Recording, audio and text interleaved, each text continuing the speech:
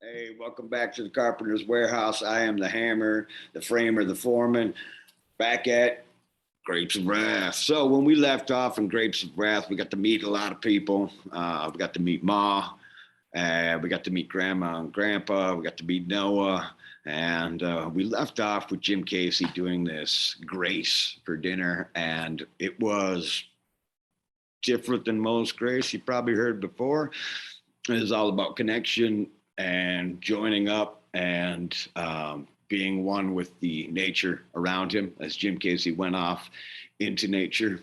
And we're going to be joining up on page 105 here. So grab your book, join me there. Grandma just finishing up this holy rant. Hallelujah, said Grandma, and she rocked a little back and forth, trying to catch hold of an ecstasy. And I got to thinking, only it wasn't thinking. It's deeper down than thinking. I got thinking how we was holy when we was one thing, and mankind was holy when it was one thing. And it only got unholy when one miserable little fella got the bit in his teeth and run off his own way, kicking and dragging and fighting. Fella like that bust the holiness. But when they're all working together, not one fella for another fella, but one fella kind of harnessed to the whole shebang, that's right. And that's holy. And I got to thinking, I don't even know what I mean by holy. He paused and then bowed head stayed down, for they had been trained like dogs to rise at the amen signal. I can't say no grace like I used to say. I'm glad of the holiness of this breakfast. I'm glad that there's love here. Yeah, that's all. There, the head stayed down. The preacher looked around. I got your breakfast cold, he said. And then he remembered, amen, he said. And all heads rose. Amen, said Grandma, and she fell to her breakfast fast and broke down the soggy biscuits with her hard, old, toothless gums. All right, so Jim Casey seems to be hitting at something. Preacher Casey, or I guess he's not a preacher anymore, but he seems to be hitting on something that there's holiness when there's unity. There is a spiritual sense when there is togetherness. Like I said, it's a different grace than you might be used to, but he seems to be onto something. So Tom ate quickly and Pa crammed his mouth. There was no talk until the food was gone, the coffee drunk, only the crunch of chewed food and the slurp of coffee cooled in transit to the tongue. Ma watched the preacher as he ate, and her eyes were questioning, probing, and understanding.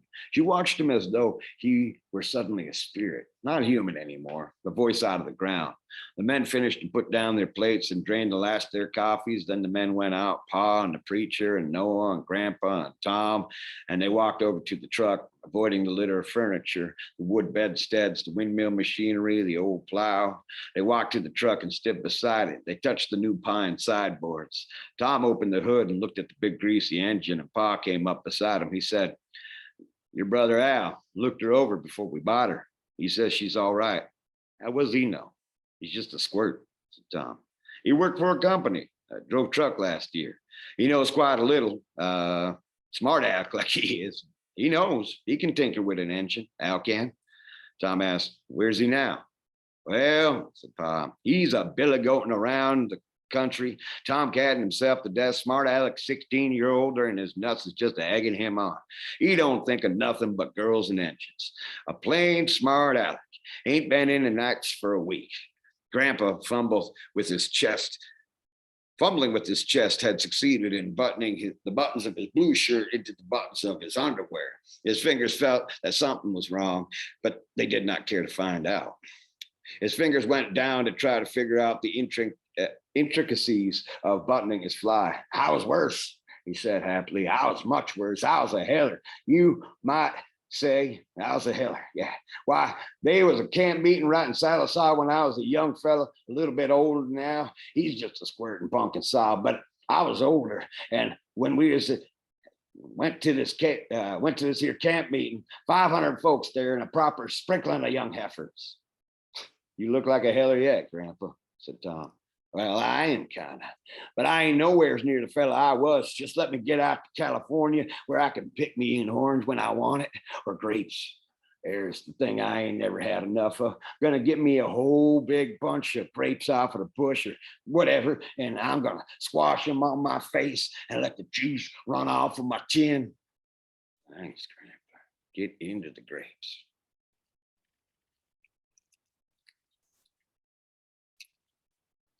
Tom asked, hey, where's Uncle John? Where's Rosh Hashanah? Hey, where's Ruthie and Winfield? Nobody said nothing about them yet. Pa said, nobody asked. John gone to Sallisaw with a load of stuff to sell, pumps, tools, chickens, and all the stuff we brung over. Took Ruthie and Winfield with them. Went for daylight. Yeah, funny, I never saw him, said Tom. Well, you come down from the highway, didn't you? He took the back way by Collington, and Rosh Hashanah, she's nested with Connie's folks. By God, you don't even know Rosh Hashanah's married to Connie Rivers. You remember Connie, nice young fella, and Rosh Hashanah doing about 3, 4, 5 months now, swelling up right. Not swelling up right now. Looks fine. Jesus, said Tom. Rosh Hashanah was just a little kid, and now she's gonna have a baby. So damn much happens in 4 years if you're away. When you think to start out west, Paul? Well, we got to take this stuff in and sell it. If Al gets back from squirting around, I figure he could load the truck and take it all of it in, and maybe we could start out tomorrow, day after. We ain't got so much money, and a fella says it's damn near 2,000 miles to California. Quicker we get started, sure it is, we get there. Money's a dribbling out all the time. You got any money? Only a couple dollars. How'd you get money? Well, said Pa, we sold all the stuff at our place, and a whole bunch of us chopped cotton, even Grandpa. Sure did, said Grandpa. We put everything together, $200. We give 75 for this here truck, and me and Al cut her in two and built on this here pack. Al's gonna grind the valves, but he's too busy messing around to get her down to her. We'll maybe have 150 when we start.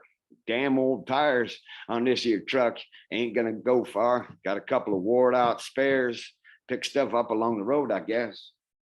Wow. You know, and I know with inflation that 150 bucks clearly was worth more back then, but still, they got quite a big group of people going to California on 150 bucks and ruined tires at that.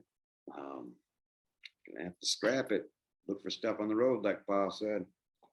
The sun driving straight down, slung with its rays. The shadows of the truck bed were dark bars in the ground, and the truck smelled of hot oil and oilcloth and paint. The few chickens had left in the yard to hide in the tool shed from the sun. In the sty, the pigs lay panting close to the fence where a thin shadow fell, and they complained shrilly now and then. The two dogs were stretched in the red dust under the truck, panting, their dripping tongues covered with dust. Bob pulled his hat lower over his eyes and squatted down on his hams, as though this were the natural position of thought and observation. He surveyed Tom critically, the new but aging cap, the suit, the new shoes. Did you spend your money for them clothes? He asked. Them clothes are just gonna be a nuisance to you. I'd have given them to me, said Tom. When I come out, they give them to me. He took off his cap and looked at it with some admiration, then wiped his forehead with it and put it on rakishly and pulled at the visor. Bob observed, "Them's a nice looking pair of shoes they give you. Them's is a nice pair of shoes. We try the whole thing again. Bob observed, them's is a nice looking pair of shoes they give you." Eh, Joe agreed. Pretty for nice, but they ain't no shoes to walk around in on a hot day. He squatted beside his father. Noah said slowly, "Maybe if you got them sideboards all true on, we could load up this stuff. Load her up, so maybe if Al comes in, I can drive her, if that's what you want," Tom said. "I drove truck in Callister." "Good," said Pa. Then his eyes stared down the road. "If I ain't mistaken, there's that young smart aleck dragging his tail home right now," he said. "Looks pretty wore out, too." Tom and the preacher looked up the road, and Randy Al, seeing he was being noticed, threw back his shoulders, and he came in the yard swaying and strutting like that of a rooster about to crow. Cockily, he walked close before he recognized Tom, and when he did, his boasting face changed, and the admiration and veneration shone in his eyes, and his swagger fell away. His stiff jeans with the bottoms turned up 8 inches to show his heeled boots, his 3-inch belt with copper figures on it, even the red armbands on his blue shirt and the rakish angle of his Stetson could not build him up to his brother's stature, for his brother had killed a man. and no one would ever forget it. Al knew that even he had inspired some admiration among boys of his own age because his brother had killed a man. He had heard in Sallisaw how he was pointed out. That's Al Jode. His brother killed a fellow with a shovel. I find this incredibly awesome. So Al, this boy of 16, comes in, swagger, just strolling in, trying to look all cool. And then he sees Tom and he stops because he doesn't know if showing off in front of his big brother, his idol of sorts, is something that Tom would appreciate. So Hal quickly cuts down the cockiness as he sees Tom. And apparently Tom's murder has made Al, gave him a little street cred, made him cool in Sallisaw. So now Al, moving humbly near, saw that his brother was not a swaggerer as he had supposed. Al saw the dark, brooding eyes of his brother in the prison calm, the smooth, hard face trained to indicate nothing to the prison guard, neither resistance nor slavishness. And instantly Al changed. Unconsciously, he became like his brother, and his handsome face brooded, and his shoulders relaxed. He hadn't remembered how Tom was. Tom said, "Hello, Al. Jesus, you're growing like a bean. I want to know you." Al, his hand ready if Tom should want to shake it, grinned self-consciously. Tom stuck out his hand, and Al's hand jerked out to meet it. And there was a liking between these two. "You tell me you're a good hand with a truck," said Tom. And Al, sensing that his brother would not like a boaster, said, "I don't know nothing much about it." Paul said, "You been smart alecking around the country. You look wore out. Well, you get to take a load of stuff into Sallisaw to sell." Al looked at his brother. "Care to ride in?" he said, as casually as he could. "I can't," said Tom. "I'll help around here. We'll be together on the road." Al tried to control his question. Did you bust out of jail?" "No," said Tom. "I got paroled." "Oh," and Al was a little bit disappointed. Wonder if anyone else is gonna ask. All right, doing inner chapters, chapter 9. In the little houses, the tenant people sifted their belongings and the belongings of their fathers and of their grandfathers, picked over their possessions for the journey west. The men were ruthless because the past had been spoiled, but the women knew how the past would cry to them in the coming days. The men went into the barns and the sheds, that plow, that harrow. "Remember in the war when we planted mustard? Remember a fellow wanted us to put in that rubber bush they called PL? Get rich," he said. Bring out them tools, get a few dollars for them. $18 for that plow plus freight. Sears Roebuck. Harness, carts, cedars, little bundles of hose. Bring them up, pile them up. Load them on the wagon, take them to town. Some for what you can get. Sell the team and the wagon too. No more use for anything. 50 cents is enough to get for a good plow. That cedar costs $38. $2 isn't enough. Can't haul it all back. We'll take it, and a bitterness with it. Yeah, take the well pump, the harness, take halters, collars, hames, and tucks. Take the little grass broadband jewels, rose red under the glass. Got those for the big gelding. Remember how he lifted his feet when he trotted? Junk piled up in the yard. Can't sell a hand plow anymore. 50 cents for the weight of metal. Distant tractors. That's the stuff now. We'll take it. All junk, and give me $5. You're not buying only junk, you're buying junk lives. And more, you'll see you're buying bitterness, buying a plow to plow your own children under, buying the arms and the spirits that might have saved you. $5, not $4. I can't haul them back. Well, take them for $4, but I warn you, you're buying what will plow your own children under. So kind of like the used car salesman chapter, these people are being fully taken advantage of. These people that are buying the stuff out of their yard know that they have to leave, know that they need any money, know that they can't haul the stuff back. And so in the process, this person in this inner chapter says, "Look, I'm going to give you this stuff for cheap, but you're not only buying that, but you're buying bitterness. You're buying bitterness with this junk, and you're buying our junk lives." And much like Willie Feely, $3 a day guy, you're hurting all your neighbors. You are cutting off all support systems that you may have had if anything bad were to happen to you. So buy my stuff, buy my bitterness, junk man. and you won't see it. You can't see it. Yeah, take them for 4. Now, what do you get for this team in the wagon? Those fine bays, matched they are, matched in color, matched their way they walk, stride to stride. In the stiff pull, straining hams and buttocks split second time together. And in the morning, the light on them, daylight. They look over the fence, sniffing for us, and the stiff ears swivel to hear us, and the black forelocks. I got a girl. She likes to braid the manes and the forelocks, puts little red bows on them, likes to do it. Not anymore. I can tell you a funny story about the girl in that off bay. It'll make you laugh. Off horses 8, nears 10, but might as well have been twin colts the way they work together. You see, teeth, hey, sound all over. Deep lungs, feet fair and clean. How much?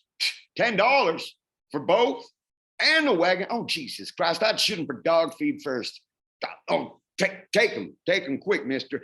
You're buying a little girl plaiting the forelocks, taking off her hair ribbons to make bows, standing back, head cocked, rubbing the soft noses with their cheek. You're buying years of work, toiling in the sun. You're buying a sour that can't talk, but watch it, mister. There's a premium that goes with this pile of junk and them bay horses. So beautiful. A packet of bitterness to grow in your house and to flower someday. We could have saved you, but you cut us down. And soon you will be cut down, and there will be none of us to save you. And the tenant men came walking back, hands in their pockets, hats pulled down. Some bought a pint and drank it fast to make the impact hard and stunning. But they didn't laugh and they didn't dance. They didn't sing or pick the guitars. They walked back to the farms, hands in pockets and head down, shoes kicking the red dust up. Maybe we can start again in the new rich land in California where the fruit grows. We'll start over. But you can't start. Only a baby can start. You and me, why, we're all that's been. The anger of that moment, 1,000 pictures, that's us. This land, this red land is us. And the flood years and the dust years and the drought years are us. We can't start again. The bitterness we sold to that junk man, he got it all right, but we have it still. And when the owner man told us to go, that's us. And when the tractor hit the house, that's us until we're dead. To California or any place, everyone a drum major leading a parade of hurts, marching with our bitterness. And someday, the army's bitterness will all be going the same way. And they'll all walk together. And there'll be a dead tear from it. So, yeah, they might be able to move to California, get a new start, but in ways they're saying you can't ever start. This hurt that we're accumulating, this life that we've lived here in Oklahoma, this life that we've built up will always be with us. It says that only a baby can start. Once the game's got going, you're in it. And all the experiences that you've had, you're in it. So there's going to be all these people heading out to California, all kind of carrying this bitterness of being kicked out of their home. Tenant man scuffed home to farms through the red dust when everything that could be sold was sold: stoves and bedsteads, chairs and tables, little corner cupboards, tubs and tanks. Still, there were piles of possessions, and the women sat among them, turning them over and looking off beyond and back. Pictures, square glass now, and here's a vase. Now, you know well what we can take and what we can't take. We'll be camping out. A few pots to cook and wash in, and mattresses and comforts, lanterns and buckets and piece of canvas. Use that for a tent. This kerosene can. Know what it is? That's the stove. And clothes, take all the clothes. And the rifle, we go naked of a rifle. When shoes and clothes and food, when even hope is gone, we'll have that rifle. When Grandpa came, did I tell you? He had pepper and salt and a rifle. Nothing else. That goes. Bottle for water. That just about fills us right up to the sides of the trailer, and the kids can sit in the trailer and grandma on the mattress, tools and a shovel and saw and wrench and pliers and axe too. We had that axe 40 years. Look how she worn down. Oh, and ropes, of course. The rest, leave it or burn it. And the children came. If Mary takes that doll, that dirty rag doll, I gotta take my engine bow. I got to. And this round stick, big as me. I might need this stick. I might need this stick so long, a month or maybe a year. I gotta take it. And what's it like in California? The women sat among the doomed things, turning them over and looking past them and back. His book, my father had it. He liked the book, Pilgrim's Progress. He used to read it. He got his name in it. And his pipe still smells rank. And his picture, an angel. I looked at that before the first three came. Didn't seem to do much good. Think we could get this China dog in? Aunt Sadie bought it from the St. Louis Fair. You see? Wrote right on it. No, I guess not.